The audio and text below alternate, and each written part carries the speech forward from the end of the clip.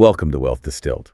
We squeeze out the fluff and distill complex financial books into pure 100% proof strategies. And today, we're definitely not reading theory. We are taking notes from a hard-knuckle coach on, well, how to stop wishing for sales and start demanding them. That's absolutely right. We are cracking open the business phenomenon, Alex Hormozi's latest manual, $100 Leads. We're calling this deep dive the manual on how to stop being the best kept secret and actually get paid. And this is not just theory. It is a quantified system for distribution. Look, I have to be honest. I feel like the entrepreneur he's talking to, I've got the great product, the refined offer, perfect branding, but it's just crickets on launch day. It's really frustrating. I feel like I'm doing all the right things, posting on Instagram, obsessing over my website. But nothing is moving the needle. I need concrete steps, not motivational fluff, because honestly, I feel like I'm running a hobby, not a business. Then you came to the right place. This book is a 100% proof playbook built on relentless action. It's all about quantification. Hormozi puts it really bluntly. If you're poor or stalled, it's not because you're dumb. It's because strangers don't know you exist. Ouch. Yeah, we need to internalize this. You have to stop whispering and start shouting. So let's unpack this blueprint for turning your stagnant business into a high-octane lead-getting machine. Okay, let's do it. Let's unpack this blueprint, starting with, I guess, the single variable that matters most. The foundation of this entire system. It rests on a really simple but often ignored three-part formula. Most people, they spend 90% of their time on the first and last parts and they completely ignore the middle. Okay, what is it? The formula is offer plus leads plus sales dot plus sales equals money. Offer plus leads plus sales equals money. That seems almost ridiculously simple. But you're right, it's so counterintuitive to how most of us think. Right. We believe if we just perfect the offer, the product, and then we get the sales presentation just right, success is guaranteed. But if there's nobody to sell it to, the leads, the whole thing just falls apart. Precisely. Yeah. The core failure in a stalled business is almost never product quality. It's not founder intelligence. It's a systemic lack of lead generation volume. Volume? Yeah. You can have the best offer in the world, the best sales skills on the planet, but if you have zero qualified prospects in the room, what's your revenue? Zero. The leads part of that equation, that's the leverage point. So it sounds like Hormozi sees leads as the true lifeblood of the business. Yeah. The only factor that, when you scale it, actually guarantees growth. Absolutely. He has this family jingle, and it's designed to just stick in your head and drive action. Yeah. Because it's hard to be poor with leads banging down your door. That is catchy. It is, but it's not just a line. It's a statement about leverage. If you have infinite leads, you can afford to test new offers. You can hire more staff. You can even screw up your sales process sometimes because the supply chain of people interested in your stuff is constant. And the reason we should take this so seriously isn't just the logic. It's the sheer credibility behind it all. I mean, this is not some armchair analysis from a guy who made a few bucks on a digital course. The credibility here is vast. His holding company, acquisition.com, they operate across incredibly diverse, sometimes boring sectors. Like what? Software, e-commerce, specialized services, brick-and-mortar chains, and collectively, they generate over $250 million in annual revenue. This system is tested in the real world, not in theory. And the scale of the operation itself is it's stunning. It is. They acquire over 20,000 leads per day. 20,000 a day. Wow. Yeah, and they're servicing offers that range from a $1 item all the way up to a $1 million investment service. That scale proves that these methods are universally applicable. If it works for a cheap e-commerce product and a high-ticket B2B service, it will work for your business. It doesn't matter what your price point is. That universality is really compelling. We kind of zoom out. He boils all of business growth down to just two fundamental levers. Yes. The business growth framework is simple. You only grow a business in two ways. One, get more customers, that's volume. Or two, make your existing customers worth more. Higher lifetime gross profit, LTGP. Exactly.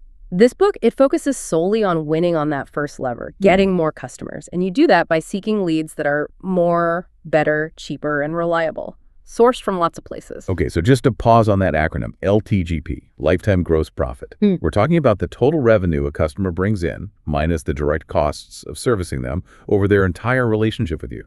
So his last book, $100 Emmer Offers, that was about increasing the value side. This book is purely about finding the volume. Exactly. The book assumes you already have a good offer. Now it's about distribution. Why? More. Because volume negates luck and drives down your costs. Why better? Because a qualified lead takes less effort to sell. Why cheaper? So you can afford to get them at scale. And why reliable?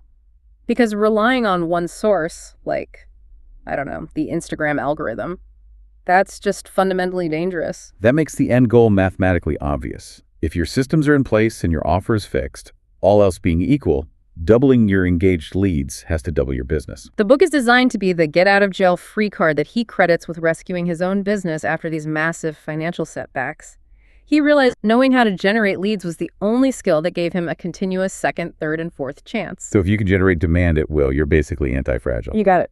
The ultimate takeaway for this first section feels like brutal honesty.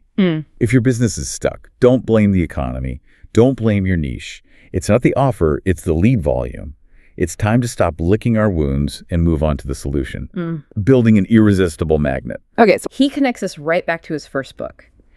The lead magnet is just the free version of a Grand Slam offer. It has to deliver real value immediately, more value than what most people would charge $100 or even $1,000 for. That's the only way you earn trust and overcome skepticism quickly. So I have to shift my thinking from, what's the absolute minimum I can give to get an email? What's the maximum value I can possibly give away for free? Exactly. And the strategy behind it is brilliant because it's engineered to lead you directly to the sale without being salesy. It leverages something he calls the problem-solution cycle. Okay, tell us how that cycle works. That sounds like the crucial psychological mechanism here. The magnet has to solve a narrow but meaningful problem for free, a quick win. But in solving that narrow problem, it has to reveal a new, bigger problem that your paid core offer solves. You earn deep trust by giving away the secrets. And then you sell the implementation, or you sell the advanced, complex steps that come next. So, for example, a company that sells high-end marketing automation, they might give away a free tool that calculates a prospect's current customer churn rate and what it's costing them in real dollars. That's the narrow win. Yes. That win immediately diagnoses a huge, painful problem. You are losing $50,000 a month because of churn. Once the client has that quantifiable, painful number, the larger problem of fixing the churn with complex automation becomes obvious. And now they trust you because you gave them the painful truth, the diagnosis, and so you're the only one they trust to provide the cure, which is the core offer. You just turned skepticism into gratitude and urgency. You got it. The magnet creates the internal tension that the core offer resolves. And Hormozi details 3 core types of value that can do this. Okay, let's look at those. The first type is the diagnosis, or as he calls it, reveal their problem. These are the most powerful because they create that urgency. They have to show the prospect how bad their current state is and, crucially, how much worse it's going to get if they wait. Can you give me some powerful examples of a diagnosis magnet? Sure. Think about the physical world. A free MRI consultation that reveals the exact damage to your knee. It quantifies the cost of repair versus the cost of inaction. Right. In the digital world, a free website speed test that shows a direct correlation between a slow load time and the precise dollar amount of customers lost per day. A free business process audit that points to the 3 weakest links in their fulfillment system. The value is exposing the hidden risk. You make the unknown problem a known, urgent liability. Okay, and the second type is simpler, samples and trials. This just gives brief, limited access to the core offer's benefit. Correct. This is perfect for recurring solutions or high-value physical goods. If you sell a high-performance protein powder, you offer a single serving sample that delivers a noticeable, immediate effect. They feel the benefit if they want to keep feeling that benefit. They have to buy the core product. Exactly. For a software platform, you offer a limited short-term trial of the full features. The trial trains the customer to rely on the benefit, and that creates a dependence that comes before the payment. And the third type, which you mentioned earlier, is the strategy this book itself uses, giving away one step of a multi-step process. This is high leverage. If your core offer solves a massive, complex, multi-stage problem like scaling a business past $10 million, you give away the critical early steps for free. This book, $100 Leads, is designed to get the entrepreneur to a profitable, predictable lead flow. It pushes them past their first major threshold. And once the entrepreneur hits that threshold, they run into a new set of problems: scaling infrastructure, managing systems, optimizing operations. Which is exactly what Acquisition.com's paid services address. Right. The book provides the foundational knowledge, and the company sells the high-level infrastructure required to execute on that knowledge at massive scale. It's a perfect ascension model. You've demonstrated authority and capability right from the start. Now, if the magnet is so high value, we still need people to actually consume it. You can write the best checklist in the world, but if the hook is weak, nobody clicks. That's right. The magnet has to be easy to consume and, as Hormozi puts it, darn good. The goal is minimizing effort and sacrifice for the prospect. They shouldn't have to read a 500-page PDF. They should be able to get the core value in like 5 to 10 minutes. And the gateway to that is always the headline and the image. What should we be testing? You test the headline, then the image, then the subheadline, in that order. The headline does 80% of the work. And we saw this critical, tiny distinction in the book's own headline test. The phrase, "how to get strangers to want to buy your stuff," dramatically outperformed the almost identical, "get strangers to want to buy your stuff." The subtle difference is just adding how to. Just how to. That little phrase signals immediate utility. It reduces the perceived effort and sacrifice needed to achieve the dream outcome. It promises a clear process, not just a goal. Specificity and the promise of a solution are everything. If you only test one thing this week, test your headline. So the lead magnet is our foot in the door. It lowers the barrier, demonstrates overwhelming value, and primes the prospect with a new, larger problem that only our core product can solve. Now that we have the perfect lure, we need the fishing methods. That brings us to the core 4. This is where Hormozi just simplifies the overwhelmingly complex world of modern marketing. He reduces all advertising activities from TikTok to cold calling down to just 4 essential methods. They're created by combining 2 binary choices. Which gives us immediate clarity, which I desperately need. I'm always so overwhelmed trying to choose between like 10 different platforms and strategies. You don't need a 5th or 6th channel. You need mastery in the 4 that already exist. The 2 choices are, audience type, is it warm or cold? And communication path, is it one-to-one or one-to-many? Okay, so warm audience is people who know me, my contacts, followers, subscribers. Cold audience is total strangers. Correct. And one-to-one is direct, private communication, a DM, an email, a phone call. One-to-many is public, broadcast communication, a social media post, a billboard, a mass ad campaign. Let's quickly review that 2x2 matrix that comes out of it. Okay, number 1, warm outreach. This is one-to-one communication with a warm audience. This is direct calls, texts, personalized DMs, and emails to your existing list. It's high trust, low cost, but it's limited by the size of your network. Number 2, posting content. This is one-to-many communication with your warm audience. You're publishing free, valuable content posts, videos, podcasts that constantly nurtures and expands your known audience. It's long-term leverage. Okay, then there's cold outreach. That's one-to-one with a cold audience. So you're manually targeting specific strangers through cold calls, personalized cold emails, private messages. This unlocks huge scale, but has high trust hurdles. And finally, number 4, paid ads. This is one-to-many communication with a cold audience. This is where you trade money for guaranteed instantaneous reach to thousands or millions of strangers at once. It's the fastest, highest leverage method, but it's also the riskiest. It requires cash up front. I see the structure, but why call it the stacking philosophy? Why can't I just jump straight to paid ads? I've got some capital set aside. Because of the risk. Warm outreach costs you time, but it builds trust immediately. Cold outreach costs time and maybe your reputation if you mess up the script. Paid ads cost cash, which is a finite resource for most of us. The stacking philosophy mitigates these risks. You start with warm outreach. That generates immediate cash and testimonials. That cash lets you hire a VA or use tools for cold outreach, and the testimonials reduce the risk for strangers. The money and systems you master from the simpler method help you afford and effectively use the next, more complex one. So if I haven't mastered getting 10 sales from my immediate network, I have no business spending $10,000 on Facebook ads. The core 4 forces me to master the foundation before I scale the risk. Absolutely. If you're struggling with a lack of leads, it is statistically unlikely that the solution is finding a 5th way to advertise. The problem is almost certainly that you're not executing these 4 methods with enough skill or, more often, enough volume. And that all starts with warm outreach.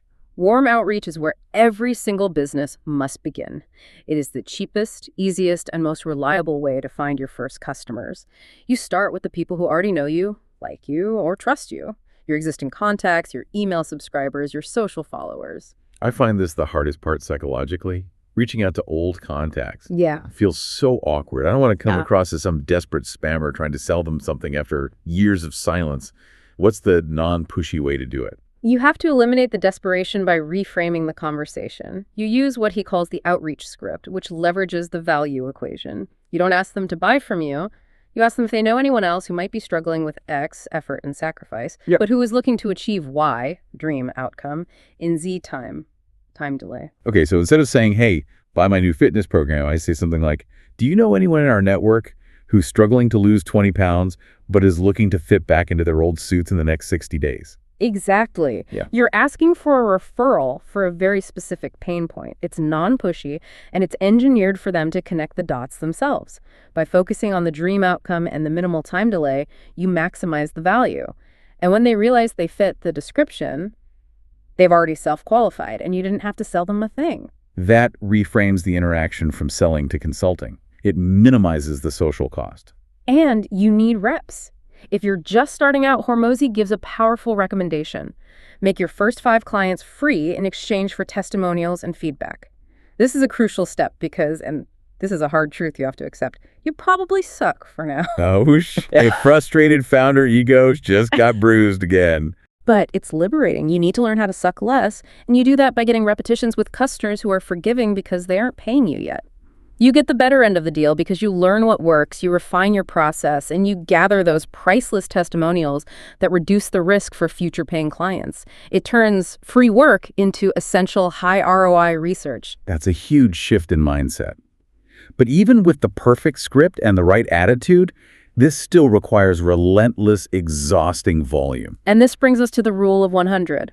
It's designed to shatter that ego limitation you just mentioned. Most people quit after 5 or 10 failures because their ego hurts. They personalize the rejection and decide their market is dead. I am so guilty of this. I sent like 5 DMs last week, didn't get a single reply, and just decided my product niche was too saturated. I thought I failed. You didn't fail. You didn't even start. The Hormozi standard is 100 primary actions per day for 100 days straight. That is the non-negotiable volume required. The philosophy is simple. Volume negates luck. If you commit to the rule of 100, you will get leads. Guaranteed. You learn more about your script in 10 days of doing 100 reach-outs than from everything you've ever read or watched, because you're forced to test your messaging against real human beings in high volume. So 100 reach-outs could be 100 DMs, 100 personalized connection requests, 100 cold calls. What kind of numbers should you be tracking if you actually implement this? The benchmarks from the book are clear and highly predictable. For warm outreach, you should expect about 1 in 5 people to reply. That's a 20% reply rate. And about 1 in 5 of those who reply should take your free offer or consultation. That's a 4% conversion rate from the initial contact. So that translates to consistency. If I commit to 100 warm reach outs, I should get 20 replies, and 4 of those should engage deeply with the offer. Exactly. And the ultimate benchmark is that you should convert 1 paying customer per 100 warm reach outs. So if your average product is $500 and you hit 100 per day, 5 days a week, that's potentially 5 customers a week. That's $2,500. This process alone can scale a solo entrepreneur to a predictable 6-figure business. That is a predictable machine, achieved entirely through hard work and volume, with almost zero upfront cash. Right. But warm outreach is ultimately limited by the size of your network and the time it takes to reach out one-to-one. Once you exhaust your known network, or you want to scale beyond what manual effort allows, you have to leverage your time. And that means moving to the next level, content creation. For years, I dismissed making content as just a stupid waste of time. I saw it as frivolous. A video disappears in a few days, right? Yeah. So why post a video when I could be perfecting my sales script or making calls? You miss the leverage because you saw content as a daily input, like a cold call, which resets the moment you hang up. But content creation is superior long-term because it is like compounding asset. Cold outreach requires effort that has to be repeated every single day. But content builds an audience that works while you sleep. The content itself isn't the asset. The audience is the asset. So posting free high-value content grows my warm audience 24/7. This audience then constantly feeds my warm outreach machine, and it makes my future paid ads cheaper and more effective because prospects are already familiar with me. Precisely. If a cold lead sees your paid ad and then checks your profile and finds 50 videos of pure free value, their perceived likelihood of success dramatically increases, that their perceived risk plummets.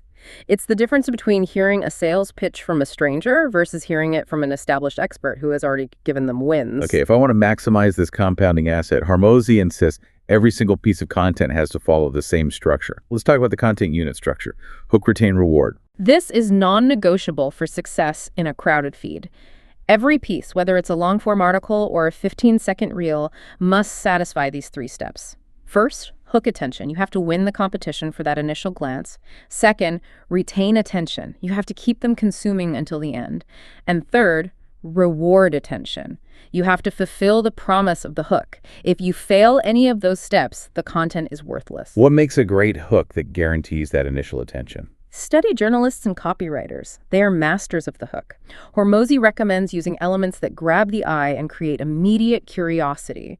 Things like conflict, why 99% of people selling X are lying to you, or unusual, bizarre fact or process, or celebrity referencing prominent figures. It has to communicate an immediate, specific benefit or risk avoidance in the first 5 seconds. And once they're hooked, how do we retain them? That's usually where people drop off. You retain them by weaponizing curiosity. You embed unresolved questions in their minds. The best structures for this are lists, 7 unexpected tools that saved me $10,000. Steps, 3-step formula to create a great hook, and most powerfully, stories. Stories are retention machines because our brains are wired to anticipate the resolution. And the ultimate goal is the reward. I have to make good on my promise. Yes. You must match or exceed the expectations set by the hook. If your hook promises 4 marketing strategies for dentists and you deliver 4 strategies but they're generic and useless, you failed the reward. If your audience isn't growing, your content isn't good. You have to consistently provide more pure, actionable value than anyone else. Now, here's the monetization question. Right. If I'm giving away all this incredible value, how do I actually monetize this growing audience without scaring everyone away? I don't want to become that person who's constantly asking for money. You need to model growing platforms. They dramatically overgive and underask. The strategy is to give until they ask. The moment you start constantly asking for money, you decelerate your audience growth because people stop consuming your content. Okay. So you post pure value, generate goodwill, build authority until the audience prompts the ask through DMs or comments, or you just integrate the ask organically. When you do make the ask, you integrate it into the content after a valuable moment. You offer the lead magnet or the core offer. It's not the centerpiece. It's a seamless next step for the highly engaged viewer. So content is the long game leverage that turns strangers into warm leads. It makes the warm outreach method sustainable and scalable. But what about that massive pool of people who are still completely cold? That brings us to cold outreach. Right. Cold outreach targets strangers, the cold audience, via one-to-one communication, personalized emails, cold calls, DMs to people who have never heard of you. This is the first method that unlocks immense scale because your audience is literally everyone who meets your ideal customer profile. This sounds inherently difficult. I mean, you have to overcome 3 huge hurdles: finding their contact info, getting ignored, and overcoming a total lack of trust. If warm outreach relies on trust, cold outreach is built on suspicion. Absolutely. The lack of trust is the central problem.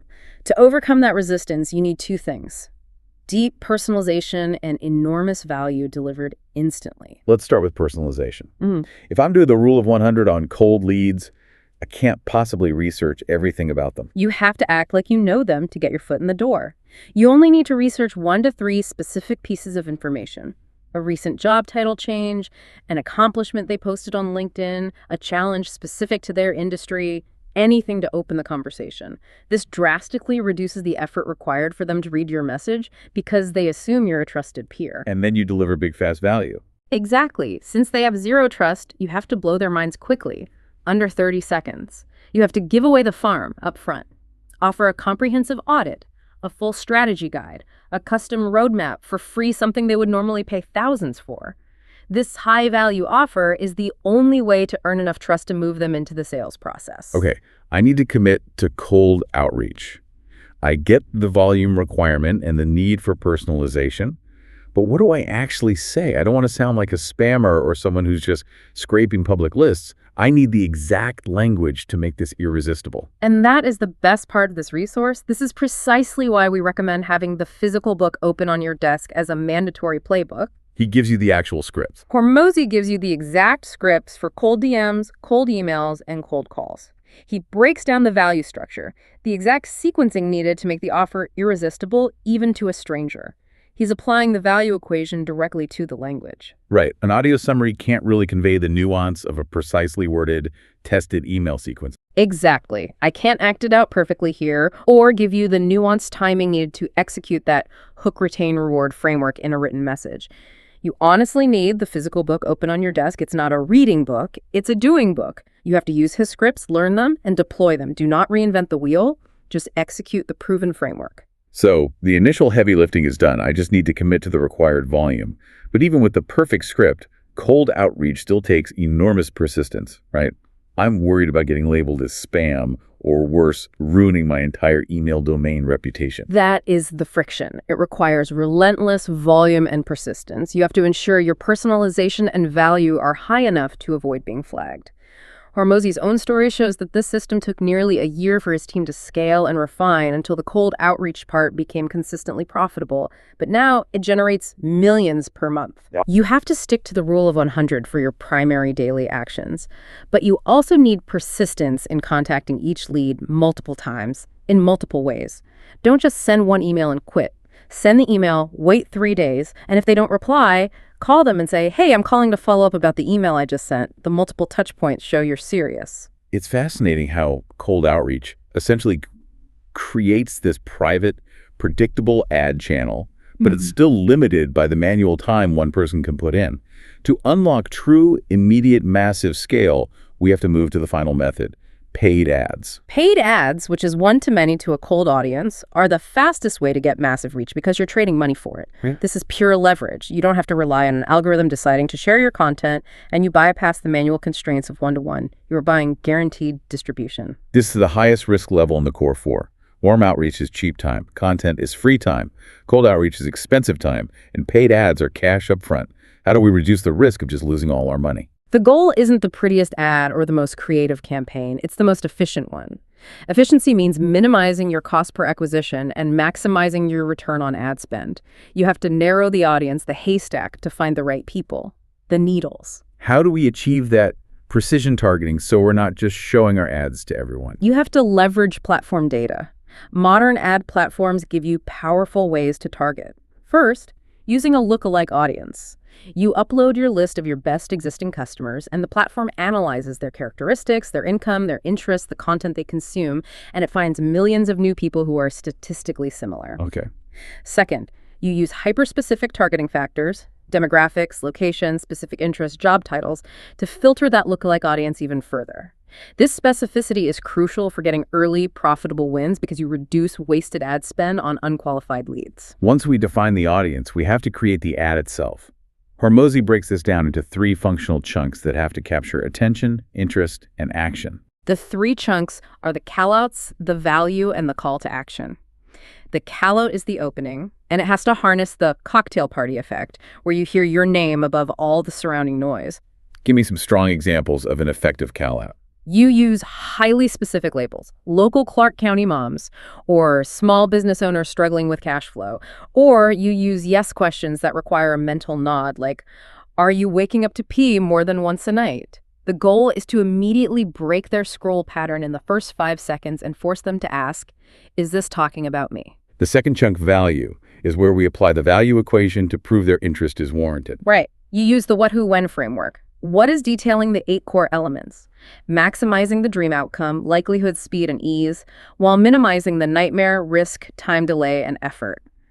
You have to articulate the benefits using language that speaks directly to their pain points. The who component is crucial and often missed. Humans are deeply status-driven. You must show how your product changes the customer status from the perspective of others, their spouse, their colleagues, their rivals. These secondary benefits are the emotional drivers that make the value proposition much stickier. And where Consult brings the timeline and consequences into the ad copy itself. You show them the consequences of buying and not buying, using their past, present, and future. If you buy now, you accelerate your future success and avoid repeating past failures. If you don't buy, you risk repeating those failures for another year. You create immediacy around the decision. That's an incredibly granular approach to ad copy. If the ad is compelling, they click. The final chunk is the CTA telling them clearly what to do next. And that leads us to the money stuff. The 3 essential phases of scaling. Phase 1, track money. If you don't know your exact cost of acquisition and your exact gross profit per customer, you will get cleaned out. You have to set up tracking accurately. Phase 2, lose money.